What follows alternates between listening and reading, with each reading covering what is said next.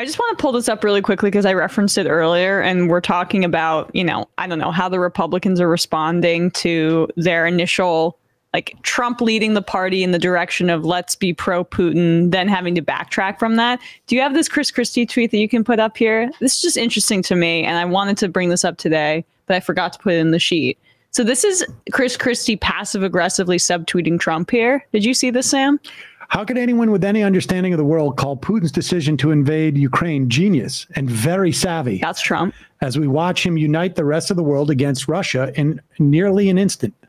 And then down below, Putin has two choices now: an unwinnable occupation of Ukraine after leveling the country and murdering its hero president, if that is even achievable, or a humiliating retreat. Yeah, that's genius and very savvy. All right. No walking that back. History is watching. So he's such a, like, I can't say the P word. He's such a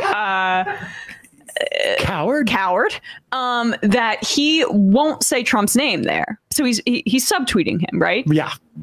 Yes. Dude, that's not going to get it done in the Republican primary, right? Like, we were talking a few months ago about how he was, you know, is he waiting in the wings to see if Trump's going to do it? Because he doesn't want to actually target him. He doesn't want to actually critique him. He wants to walk a fine line.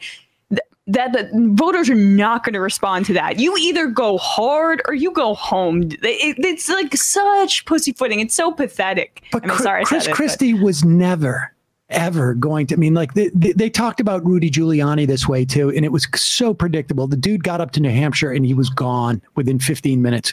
Chris Christie is, you know, Donald Trump could never have existed, could go have a stroke tomorrow and not be able to go on stage. And Chris Christie is going nowhere. Nowhere.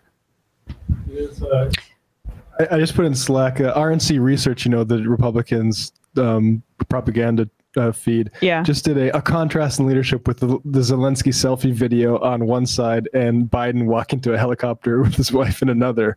And it's just like how they're going to try to, you know, ride both horses when Trump literally said, like, he's taken over a country for $2 worth of sanctions. Like, when we're about to see, like, a horrible economic reality. Like, it reminds me of before the Civil War, some guy said, we won't see it. All the blood that's going to be spilt over this is going to be a thimbleful. And it ended up being, like, quite a lot more than I will say this, though. Never underestimate the ability of Democrats to allow the Republicans to get away with any narrative, as regardless of how insane it is. I mean, at the beginning of this, like, you know, critical race theory thing, we were just like, this is not going to work. I mean, they would just, they're relentless. Dr. Seuss didn't catch on. Let's just move to CRT. What? You're talking about like a law school theory. How is that possible? It doesn't matter. We'll figure it out.